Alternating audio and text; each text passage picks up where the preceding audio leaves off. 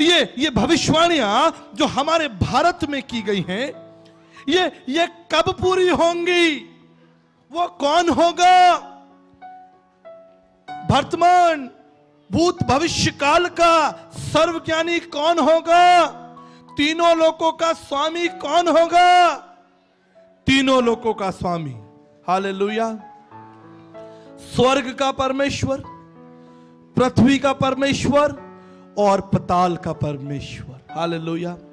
याद है आपको, जब प्रभु यीशु मसीह क्रूस पर चढ़ाया गया, उसकी मृत्यु हो गई, उसका आत्मा कहां गया? उसका आत्मा कहां गया?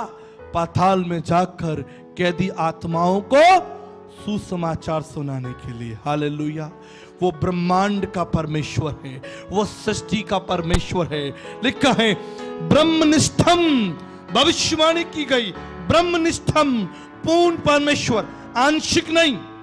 अब कोई संत नहीं भेजा जाएगा, अब कोई गुरु नहीं भेजा जाएगा, अब कोई महात्मा नहीं भेजा जाएगा। ब्रह्मनिष्ठम, पूर्ण परमेश्वर। अब स्वर्गदूत नहीं भेजे जाएंगे, अब एलिया और एलीशा नहीं भेजे जाएंगे। ब्रह्मनिष्ठम, पूर्ण परमेश्वर, एकत्व, वो परमेश्वर स्वयं देह धारण करेगा, हालेलुया। वो हमारे बीच में आया, और जब वो हमारे बीच में आएगा, ध्यान से सुनिए, जब वो हमारे बीच में आएगा, भविष्यवाणियां पूरी होंगी। और भविष्यवाणी हुई, ब्रह्मचारी, अथर्ववेद 11:5-17, संन्यास, वैराग्य, मांत्रिक उपनिषद 11 पद में लिखा है, स ब्रह्मचारी वस्त्रशा। जब परमेश्वर, पूर्ण परमेश्वर इस पृथ्वी पर देह अवतरित करेगा, वो परम सन्यासी और परम वैराग्य होगा। वो विवाह नहीं करेगा, उसके बच्चे नहीं होंगे, उसका परिवार नहीं होगा। वो अलौकिक सन्यासी, परम सन्यासी होगा। वो इस संसार की बातों में रुचि नहीं रखेगा, वो अगम्य सन्यासी होगा। पढ़नी 4:4-98 में लिखा है, निष्पाप देह, उसका जो शरीर होगा वो निष्पाप होगा, हालेलुया। यीशु ने कहा था, मैं भविष्यवाणियों को पूरा करने आया हूं। मैं उन भविष्यवाणियों को पूरा करने आया हूं। निष्पाप देही कौन है? कौन है निष्पाप देही? संत तुलसीदास जी कहते हैं, मौसम कौन कुटिल खलखामी, पापी कौन बड़ो है मोसे, सब पतितन में नामी। देव धनुज मुनि नाग मनुज, सब माया विवश विचारे। जाऊं कहां तज चरण तुम्हारे, काको नाम पतित पावन कहियति दीन प्यारे। कौन पवित्र हुआ, कौन निष्कलंक हुआ? देव धनुज मुनि नाग मनुज सब पाप के अधीन हैं, ऐसा आदरणीय संत तुलसीदास जी कहते हैं। लेकिन पढ़नी 4:4-98 में लिखा है, जब परमेश्वर अपने आप को प्रकट करेगा, भैया कोई संत नहीं भेजेगा, कोई महात्मा नहीं भेजा जाएगा, लेकिन वो परमेश्वर जो स्वर्ग में विराजमान है, जब वो देह धारण करेगा तो वो निष्पाप देही होगा। इसलिए वचन में लिखा है, बड़े बड़े राजा और बड़े बड़े जज उस पर दोष लगाने आए। फरीसी शास्त्रियों ने उस पर दोष लगाने का प्रयास किया, लेकिन पिलातुस ने अपने हाथ धो लिए। कहा, भैया तुम्हारी सब बात एक तरफ, इस व्यक्ति में मैं कोई दोष नहीं पाता, मैं इस व्यक्ति में कोई दोष नहीं पाता। जब प्रभु यीशु मसीह क्रूस पर चढ़ाया हुआ था, उसके दाएं बाएं डाकू लटकाए गए। एक हत्यारा था और एक बलात्कारी था। दोनों यीशु मसीह के दाएं बाएं लटके थे। एक ने यीशु मसीह से कहा, अरे तू तो परमेश्वर का पुत्र है, तू तो बड़े बड़े करिश्मे करता है, अपने आप को और हमें बचा ले। दूसरे डाकू ने क्या कहा? ध्यान से सुनिए। उस दूसरे डाकू ने कहा, ए मूर्ख, तू और मैं अपने किए की सजा भुगत रहे हैं, लेकिन इसने कोई पाप नहीं किया, हालेलुया। एक डाकू भी जानता है कि ये जो क्रूस पर लटका है ये साधारण व्यक्ति नहीं है। और हमारे समाज के बुद्धिजीवी लोग उसको क्या कहते हैं? वो एक संत है, वो एक महात्मा है, ईसाइयों का भगवान है वो। एक महाशय हमारे घर में आए, बोले भैया आपको कोई दूसरा ईश्वर नहीं मिला, ये पतला दुबला ही मिला और वो भी मर गया। मैंने कहा रुक जाओ रुक जाओ, आप नहीं जानते आप क्या कह रहे हो। कहीं ऐसा ना हो कि अपने शब्दों के द्वारा तुम्हारे ऊपर भारी श्राप पड़े। ये जो पतला दुबला जो क्रूस पर लटका है, ये ईसाइयों का परमेश्वर नहीं है, ये राजाओं का राजा है। हालेलुया। और जानते हो ये क्रूस पर लटका क्यों है? क्यों क्रूस पर लटका है? क्योंकि तुम्हारा ही शास्त्रों में लिखा है, तद्रक्तम परमात्रम पुण्यदान बलयागरम सर्व पाप परिहरो रक्त प्रक्षणम आवश्यम। समस्त मानव जाति के पाप का प्रायश्चित स्वयंभू सृष्टिकर्ता प्रजापति यज्ञ यज्ञसा वो परमेश्वर एक महायज्ञ के रूप में करेगा और उस यज्ञ में वो स्वयं अपना बलिदान करेगा और उसका रक्त बहेगा। श्री रुधिर पुत्रान्नमा, उसके लहू में क्षमा है। वो दुबला पतला जो क्रूस पर चढ़ाया गया है, ये कोई मजाक की बात नहीं है। आपको पता है वो दुबला पतला जो क्रूस पर चढ़ाया गया है कौन है? निकालिए कुलिस्सियों की पत्री उसका पहला अध्याय और 15 पद से पढ़कर देखो। लिखा है वो तो अदृश्य परमेश्वर का प्रतिरूप सारी सृष्टि में पहला था, क्योंकि उसी में सारी वस्तुओं की सृष्टि हुई है। आप समझ रहे हैं, सारी सृष्टि यीशु मसीह में हुई है। वचन कहता है आदि में वचन था, वचन परमेश्वर के साथ था और वचन देहधारी हुआ। शब्दों ब्रह्म शब्दाक्षर परम ब्रह्म, शब्दों शब्दाक्षर परम ब्रह्म। वो परमेश्वर जिसने सृष्टि की है वो इस संसार में एक बालक के रूप में पैदा हो गया। हालेलुया। बाइबल कहती है क्योंकि उसमें सारी वस्तुओं की सृष्टि हुई है, स्वर्ग हो या पृथ्वी, देखी या अनदेखी, क्या सिंहासन, क्या प्रभुताएं, क्या प्रधानताएं, क्या अधिकार, सारी वस्तुएं उसी के द्वारा और उसी के लिए सृजी गई हैं। वचन कहता है वो सब वस्तुओं में प्रथम है, वो आदि और अल्फा है, ओमेगा पहला और अंतिम है। मेरे प्रियो, वो क्रूस पर क्यों लटका है? वो क्रूस पर क्यों अकेला है? वो क्यों घायल है? बड़े बड़े लोगों ने बड़ी बड़ी किताबें पढ़ी हैं, बड़े बड़े अधिकारी और अधिकारी बन गए, बड़े बड़े पदों पर पहुंच गए, लेकिन आज भी ये प्रश्न उनके सामने हल्का सा है, यीशु मसीह कौन है? वो यीशु मसीह कौन है? मेरे प्रियो, बाइबल बताती है वो सब वस्तुओं में प्रथम है, वो सब प्राणियों में प्रथम है, वो अनजाना नहीं है। आपको पता है एक दिन क्या हुआ?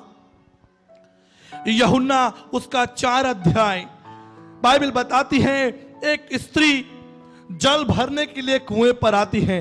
ध्यान से सुनिए, ध्यान से सुनिए। एक स्त्री कुएं पर जल भरने आती है।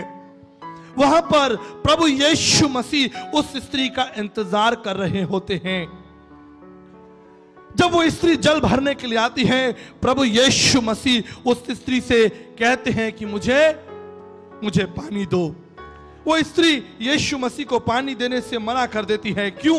क्योंकि वो एक सामरी स्त्री है, उसकी जाति छोटी है और वो कहती हैं आप तो यहूदी हैं, क्योंकि यहूदी लोग सामरियों से कोई संबंध नहीं रखते थे। आप तो यहूदी हैं, मैं तो सामरी स्त्री हूं, मैं आपको कैसे पानी दे सकती हूं?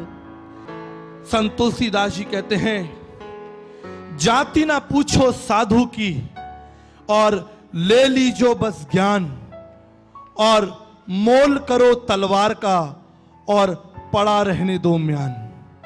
हमारी जाति परमेश्वर की जाति है। जानते हैं कैसे? जानते हैं कैसे? उत्पत्ति की पुस्तक खोल लीजिए। हमारी जाति क्या है? मैं आपको आपकी जाति बताता हूं। उत्पत्ति की पुस्तक उसका पहला अध्याय और 11 पद से लिखा है, फिर परमेश्वर ने कहा, पृथ्वी पर हरी घास और बीज वाले छोटे छोटे पेड़ और फलदायी वृक्ष भी, जिनमें बीज उनमें से एक एक की जाति के अनुसार है, पृथ्वी पर उग जाएं। जब परमेश्वर ने पेड़ बनाया, फल बनाए, तो परमेश्वर ने सुनिश्चित किया कि उस पेड़ के अंदर, उस फल के अंदर उसी की जाति के अनुसार क्या लगाया जाए? बीज लगाया जाए। अगर परमेश्वर आम बनाते और आम के अंदर बीज या गुठली नहीं होती, तो पता है क्या होता? आदम बाबा आम खाकर चट कर जाते और आपको आम केवल बाइबल में सुनने के लिए मिलता। ये आम क्या होता है? अरे भैया, आदम बाबा चट कर गए, अब हमें क्या पता आम क्या होता है? इसमें लिखा है आम। लेकिन परमेश्वर बुद्धिमान परमेश्वर है। परमेश्वर ने उसी की जाति के अनुसार उसमें बीज बो दिया। हालेलुया। लेकिन जब मनुष्य को बनाना था, देखिए बाइबल क्या कहती है, उत्पत्ति की पुस्तक उसका पहला अध्याय 26 पद में क्या लिखा है? लिखा है, फिर परमेश्वर ने कहा, हम मनुष्य को, हालेलुया, अपनी समानता में बनाएंगे। हालेलुया। हमारे अंदर ईश्वर का बीज है, परमेश्वर का बीज है। समाज के जो ठेकेदार हैं, वो जो जाति की मोहर लगाते हैं, हमें वो नहीं चाहिए। से उलझ गए। बोले भैया, तुम्हारी बाइबल में लिखा है रोमियो 3:23। क्या लिखा है? रोमियो 3:23 तुम्हारी बाइबल में लिखा है, सब ने पाप किया है, सब परमेश्वर की महिमा से रहित है। ये हमारे ऊपर लागू नहीं होता। तुम ईसाई लोग हो, तुम्हारी बाइबल में लिखा है, तुम्हारे ऊपर लागू होता। मैंने कहा महाराज ठहरो, यहां बैठो। मनुस्मृति अध्याय 2 में चाचा साहब क्या कह रहे हैं? पापम पापात्मा पाप कर्मा पाप संभा त्राहिमा में पुंडक्षाम सर्व पाप हरे हरे। ये कौन कह रहा है? ये कौन कह रहा है? अस्तोमा सदगमया तमसोमा ज्योतिर्गमय मृत्युमा अमृतगमय। ये कौन कह रहा है? तुलसी या जगाए के कौन भयो समृत, कंचन पे कुंचन किन्ना पसारवात। किसने पाप नहीं किया? संत डोंगरे जी महाराज भागवत रहस्य में कहते हैं, मन वचन और कर्म से हर व्यक्ति पापी है। हालेलुया। कोई व्यक्ति ऐसा नहीं कह सकता मैंने पाप नहीं किया।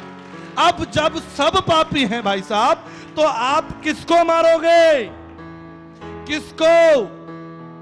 एक सज्जन आए, बोले भाई साहब यीशु मसीह की सब बातें ठीक हैं, एक बात बिल्कुल ठीक नहीं है। मैं बोला कौन सी? बोले कि वो जो कहते हैं अपने शत्रुओं को क्षमा कर दो। अपने शत्रुओं को कह रहे, मैं कैसे कर सकता हूं आचार्य जी?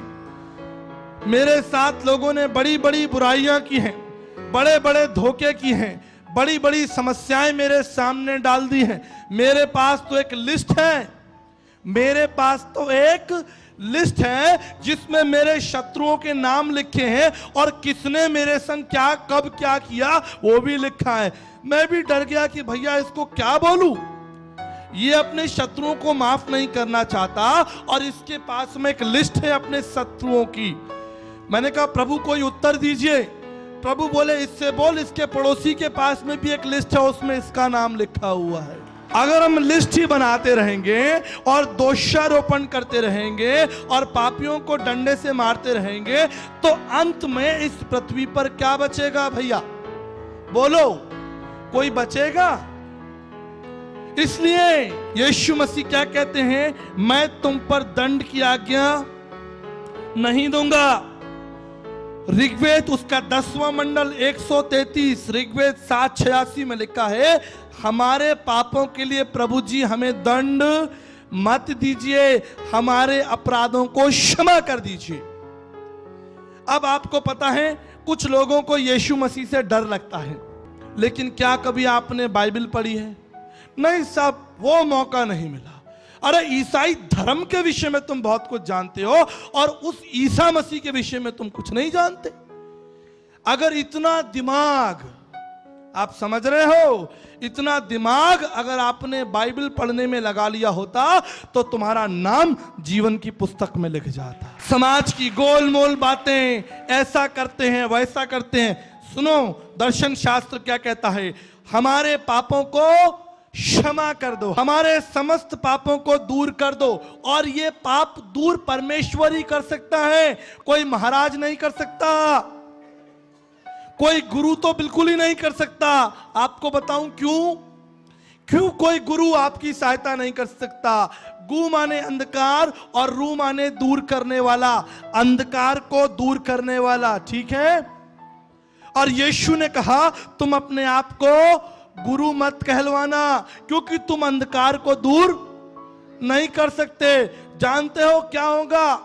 जितने झूठे गुरु हैं, जानते हो क्या होगा? लिखा है लोभी गुरु और लालची चेला। बोलो भाई, लोभी गुरु लालची चेला। चेला क्या चाहता है?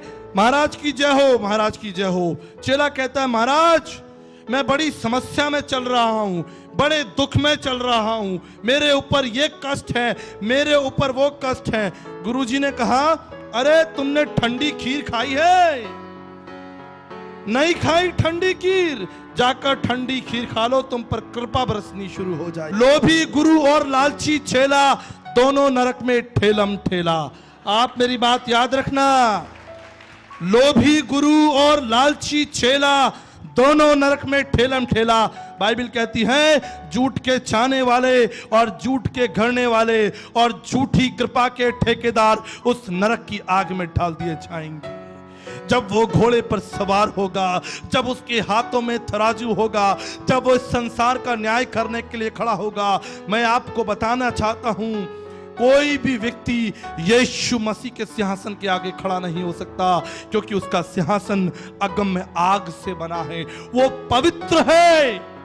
और इसलिए प्रकाशित वाक्य की पुस्तक में लिखा है, बाइबल बताती है, बाइबल कहती है प्रकाशित वाक्य की पुस्तक उसका 22 अध्याय 15 पद, कुत्ते, टोने, व्यभिचारी, हत्यारे, बुत परस्ती करने वाले और हर एक झूठ का छाने वाला और झूठ का घड़ने वाला परमेश्वर के राज्य से बाहर रहेगा।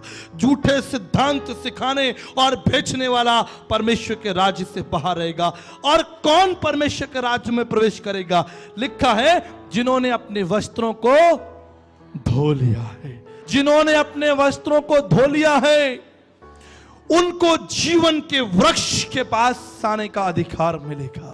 बाइबल बताती है खोजा यरूशलेम के मंदिर में परमेश्वर को दंडवत करने आता है।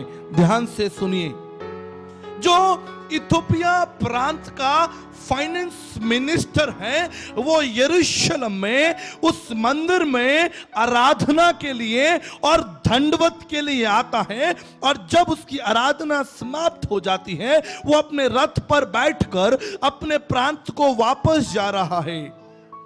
28 पद से मैं आपके लिए पढ़ता हूं। वो अपने रथ पर बैठा हुआ था और यशाया भविष्यवक्ता की पुस्तक पढ़ता हुआ लौट रहा था।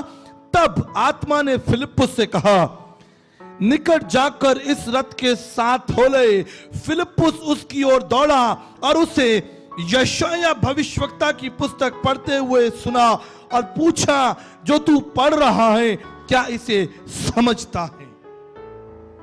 जो तू पढ़ रहा है क्या इसे समझता है? कितने सालों से तुम प्रार्थना कर रहे हो, क्या तुम समझते हो इस प्रार्थना का अर्थ क्या है? इस प्रार्थना को सुन कौन रहा है और इसका उत्तर कौन देगा? त्रहिमाम पुंडक्षाम सर्व पाप हरे हरे। हे परमेश्वर हमारे पापों को हमारे जीवन से दूर कर दो, हमें क्षमा कर दो। वो परमेश्वर है कौन? ये जो तू पढ़ रहा है क्या इसे समझता है? तू जो कर रहा है क्या इसे समझता है? मैं धन्यवाद करता हूं। खोजा एक ईमानदार व्यक्ति था, उसने कहा भैया समझ में नहीं आता। अगर हमारे पड़ोस का होता कहता भैया सब समझता हूं और तुमको भी समझना है तो मेरे पास आ जाओ। ईमानदारी नहीं है, लेकिन इसके जीवन में ईमानदारी है। इसने कहा पढ़ रहा हूं, समझ नहीं आता। तब वचन में लिखा है 35 पद के अनुसार, तब फिलिप्पुस ने अपना मुंह खोला और इसी शास्त्र से आरंभ करके उसने उस परमेश्वर का परिचय खोजा को दिया। हालेलुया। और खोजा जो ढूंढ रहा था, जो तलाश रहा था, वो पढ़ता तो था, भक्ति तो करता था, आराधना तो करता था, लेकिन उसे समझ नहीं आ रहा कि ये है कौन, ये किसकी आराधना की जा रही है। लेकिन आज फिलिप्पुस ने उठकर उसको मसीह का सुसमाचार सुनाया। हालेलुया। एक और महत्वपूर्ण घटना पवित्र शास्त्र बाइबल में, प्रेरितों के काम उसका 17 अध्याय और उसके 22 पद के अनुसार, प्रेरितों के काम उसका 17 अध्याय और 22 पद के अनुसार यहां लिखा है, तब पौलुस ने अरियुपगुस के बीच में खड़े होकर कहा, हे एथेंस के लोगों, मैं देखता हूं कि तुम हर बात में देवताओं के मानने वाले हो, क्योंकि मैं फिरते हुए तुम्हारी पूजने की वस्तुओं को देख रहा था और एक ऐसी वेदी पाई जिस पर लिखा था अनजाना ईश्वर। प्रिय दर्शकों, हम धन्यवाद करना चाहते हैं जब आप यीशु सत्संग कार्यक्रम को टीवी पर देख रहे बहन एनी चौरी ने इस प्रोग्राम को आप तक पहुंचने में हमारी सहायता की है। हम बहन को, उनके परिवार को, उनके सब कामों को यीशु मसीह के नाम से आशीष देते हैं। और जरमाया 29:11 के अकॉर्डिंग हम इनको ब्लेस कहते हैं कि प्रभु की जो सुंदर योजनाएं हैं, प्रभु का सुंदर जो कार्य है वो इनके जीवन में हो, और ये और इनका पूरा परिवार प्रभु यीशु मसीह में अनुग्रहित हो और आशीषित हो, और इनकी मन की सब प्रार्थनाएं जो प्रभु की इच्छा के अनुसार, यूहन्ना 15 के अनुसार है, वो सारी इच्छाएं प्रभु में पूरी हो। आइए हम इस बहन के लिए विशेष प्रार्थना करते हैं। प्रभु परमेश्वर, हम आपका धन्यवाद करते हैं सुंदर समय के लिए पिता। इस समय जब हम इस कार्यक्रम को टीवी पर ब्रॉडकास्ट कर रहे हैं, बहन एनी चौरी के लिए विशेष प्रार्थना करता हूं प्रभु जी, जिन्होंने इस कार्यक्रम को पूरे देश में ब्रॉडकास्ट करने के लिए हमारी आर्थिक सहायता की है। हम बहन को प्रभु जी भजन संहिता 20:4 के अनुसार कि यहोवा परमेश्वर तेरे सारे मनोरथों को पूरा करे, इस वचन के अनुसार जरमाया 29:11 के अनुसार कि आपके पास इनके लिए जो योजनाएं हैं वो सारी योजनाएं इनके जीवन में, इनके परिवार में पूरी हो। और पिता परमेश्वर, आप इनके जीवन में सामर्थ्य के साथ कार्य करें और आपका आनंद और आपकी शांति इनके जीवन में हमेशा बनी रहे। साथ ही प्रार्थना करना चाहते हैं जितने भी लोग कार्यक्रम देख रहे हैं पिता, अगर कोई निराश है, कोई दुखी है, परेशान है पिता, बिजनेस में, काम में, आने जाने में, पढ़ाई लिखाई में किसी भी प्रकार की असंभावना और चुनौती है पिता, हम लौटकर आपके पास आते हैं प्रभु जी, क्योंकि आप हमारे जीवन का स्रोत हैं, आप हमारा समाधान है प्रभु जी। हमने आप पर भरोसा किया है और पिता हम जानते हैं जो आप पर विश्वास करता है वो कभी लज्जित नहीं होता। ये हमारी प्रार्थना है पिता। हमारे देश पर भी आपका अनुग्रह हो, हमारे देश में प्रभु जी शांति हो, हमारे देश में तमाम ऐसे परिवार प्रभु जी जो बुराई